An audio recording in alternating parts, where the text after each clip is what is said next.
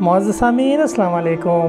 آج میں مفتی محمد تقی عثمانی صاحب دامت برکاتہم کی ایک زبردست ویڈیو آپ کی خدمت میں لے کر حاضر ہوں۔ امید ہے آپ کو پسند آئے گی اور آپ کے نالج میں اضافہ بھی کرے گی۔ آئیے ویڈیو کا آغاز کرتے ہیں۔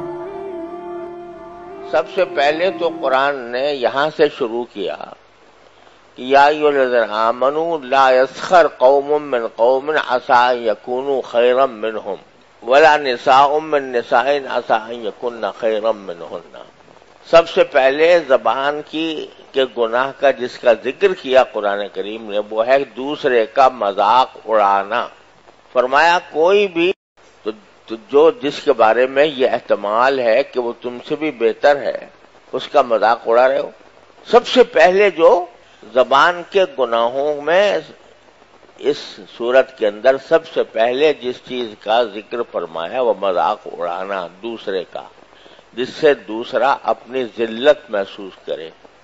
ایک تو ہے مذاق کرنا، مذاق کرنے کو گناہ قرار نہیں دیا۔ اپنے کسی بے تکلف ساتھی سے، بے تکلف رشتہ دار سے کوئی مذاق کر لیا جائے، یعنی کوئی خوش طبعی کی بات کر لی جائے جس میں دوسرے کی کوئی ذلت نہ ہو، تو یہ جائز ہی نہیں ہے بلکہ سنت ہے رسول کریم صلی اللہ علیہ وسلم۔ آپ نے بھی ایسا مذاق فرمایا ہے۔ کسی نے حضور اقدس صلی اللہ علیہ وسلم سے عرض کیا کہ یا رسول اللہ مجھے اونٹنی دے دیجئے۔ اونٹنی اس زمانے میں بڑی دولت سمجھی جاتی تھی، تو آپ نے فرمایا ہم تمہیں اونٹنی کا بچہ دیں گے۔ وہ کہنے لگا جی اونٹنی کا بچہ، کہنے لگی کہ اونٹنی کا بچہ لے کے میں کیا کروں گی؟ کہا کہ خدا کی بندی یہ جو بھی میں تمہیں دوں گا وہ کسی نہ کسی اونٹنی کا بچہ تو ہوگا۔ تو یہ اس سے دل لگی کی بات کر لی آپ نے۔ یہ تو یہ سنت ہے، یہ صرف جائز ہی نہیں، یہ سنت ہے رسول کریم صلی اللہ علیہ وسلم۔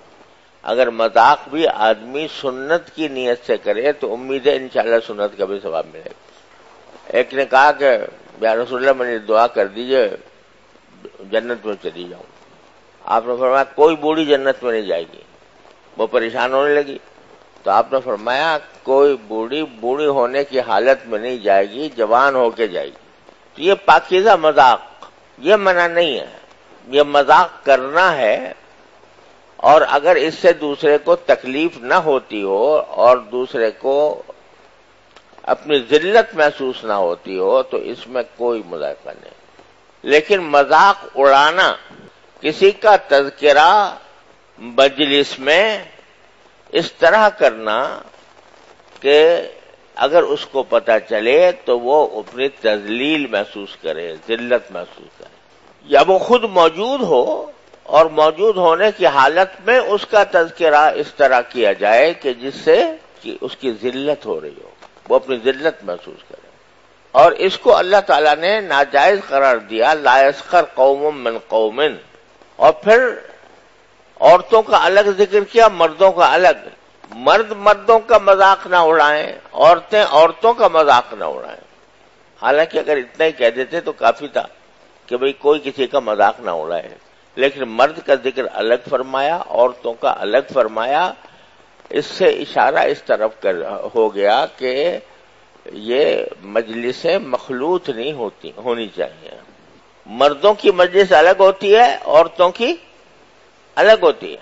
تو مرد اپنی مجلسوں میں کسی کا مذاق نہ اڑائیں، عورتیں اپنی مجلسوں میں کسی کا مذاق نہ اڑائیں۔ اشارہ کر دیا کہ مجلسیں بھی الگ کرنی چاہیے۔ پھر بیچ میں ایک جملہ ایسا کہہ دیا کہ جو اگر ہمارے دلوں میں اتر جائے، اللہ تعالیٰ اتار دے، تو ہماری بہت سی بیماریوں کا حل ہے۔ وہ کیا ہے؟ جب یہ فرمایا کہ لا یسخر قوم من قوم، کچھ لوگ دوسرے لوگوں کا مذاق نہ اڑائیں، تو ساتھ میں ایک جملہ فرما دیا کہ عسیٰ ان یکونوا خیرا منہم، جن کا مذاق اڑا رہے ہو سکتا ہے کہ وہ تم سے بہتر ہوں۔ کیا معنی بہتر ہوں؟ کہ اللہ تعالیٰ کے نزدیک بہتر ہوں۔ کیا معنی کہ بہتر ہوں؟ یعنی آخرت میں ان کا انجام تم سے زیادہ بہتر ہو۔ تم تو ان کو تانے دے رہے ہو، تم ان کا مذاق اڑا رہے ہو، اللہ جل جلالہ کے محبوب ہے۔ اللہ تبارک و تعالیٰ نے ان کے لیے جنت رکھی ہوئی ہے. پتہ ہے کسی کو دوسرے کے انجام کا؟ اپنے حساب سے آپ کسی کو اپنے سے کمتر سمجھ کر اس کا مذاق اڑا رہے ہو. مذاق اسی وقت اڑایا جاتا ہے جب آدمی اپنے آپ کو اونچا سمجھے اور دوسرے کو نیچا سمجھے. جبھی تو اس کا مذاق اڑایا جاتا ہے تاکہ مجلس میں اس کی ذلت ہو، تذلیل ہو. تو اس کے معنی یہ ہے کہ پہلے آپ نے اپنے آپ کو تو یہ فرض کر لیا کہ میں تو ہوں پکا جنتی اور میں تو ہوں کامل اور مکمل، اور یہ شخص ہے جو کہ اس لائق ہے کہ اس کا مذاق اڑایا جائے. تو خدا کے بندو، تمہیں پتا ہے تمہارا کیا انجام ہوگا تو دوسرے کا کیا انجام ہوگا. تو قرآن ہمیں اس جملے کے ساتھ جب یہ کہا کہ مذاق نہ اڑاؤ ایک دوسرے کا، تو وہاں ساتھ میں ایک اصولی بات بتلا دی جو صرف اس جگہ نہیں ہر جگہ کام آئے گی.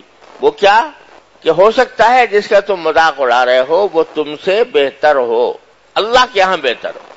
تمہیں ایسے ہی نظر آ رہا ہے معمولی سا، تمہیں ایسے ہی نظر آ رہا ہے کہ کپڑے اس کے خراب، چہرے پہ اس کے مٹی، مزدوری کر رہا ہے، کاشتکاری کر رہا ہے، عقل کم ہے. لیکن باری تعالیٰ کے ہاں اس کا کیا مقام ہے، باری تعالیٰ کے ہاں اس کا کیا مقام ہے، یہ تمہیں کچھ پتہ نہیں. بعض اوقات حدیث میں آتا ہے کہ کچھ لوگ ایسے ہوتے ہیں کہ بیچارے مسکین نظر آتے ہیں اور بال ان کے پراگندہ، یعنی بظاہر دیکھنے میں بے ڈھنگ نظر آ رہے ہیں، بے ڈھنگے، اور ان میں کوئی خصوصیت ایسی نظر نہیں آ رہی کہ بھئی یہ بہت نمازیں پڑھتے ہیں، بہت صدقے دیتے ہیں، بہت نفلیں پڑھتے ہیں، بہت تلاوت کرتے ہیں، ایسی بھی کوئی خصوصیت نظر نہیں آ رہی. لیکن اللہ تبارک و تعالیٰ کے ہاں ان کا مقام ایسا ہوتا ہے کہ لو اقسم علی اللہ لابرہ، اگر وہ اللہ کے بھروسے پر کوئی قسم کھا لیں تو اللہ ان کے قسم کو سچا کر کے دکھاتا ہے. تو کسی کے ظاہری حال کو دیکھ کر بعض اوقات لوگ جو ہیں کسی دوسرے کی صورت کا مذاق اڑانا شروع کر دیتے ہیں. کوئی آدمی جو ہے بیچارہ صورت اس کی خوبصورت نہیں ہے، کچھ تھوڑی بہت ادھر ادھر بگڑی ہوئی ہے، اس کا مذاق اڑانا شروع کر دیا. ارے بھائی صورت تو اللہ تعالیٰ کی بنائی ہوئی ہے، هو الذی یصورکم فی الارحام کیف یشاء. تو اس کا اوپر مذاق کرنا یا اس کو مذاق اڑانا، اس کی وجہ سے ذلیل کرنا کیسے جائز ہو سکتا ہے؟ بہرحال میں کہنا یہ چاہ رہا تھا کہ مذاق اڑانے کو تو اپنی جگہ ناجائز قرار دیا قرآن کریم نے، لیکن اس کے ساتھ جو ایک اصولی بات بتا دی جو آدمی کو ہر وقت اپنے سامنے رکھنی چاہیے. وہ کیا کہ ہو سکتا ہے یہ مجھ سے بہتر ہو. ایک آدمی ہے دیکھنے میں فاسق فاجر نظر آ رہا ہے، داڑھی اس کے نہیں ہے، نماز وہ نہیں پڑھتا مثال کے طور پر، تو اس کے اس عمل کو تو برا سمجھنا چاہیے، اس کے اس عمل کو تو برا سمجھنا چاہیے. لیکن اس عمل کی وجہ سے اس برے عمل کی وجہ سے نفرت بھی ہو اس عمل سے تو ہونی چاہیے ایک مسلمان کے لیے، لیکن اس کی ذات سے نفرت نہیں ہوگی. اس کی ذات سے نفرت نہیں. کیوں نہیں؟ اس لیے کہ کچھ پتہ نہیں کہ آخرت میں یہ کہاں پہنچے گا اور میں کہاں ہوں. معزز سامعین، آپ نے ویڈیو ملاحظہ فرمائی.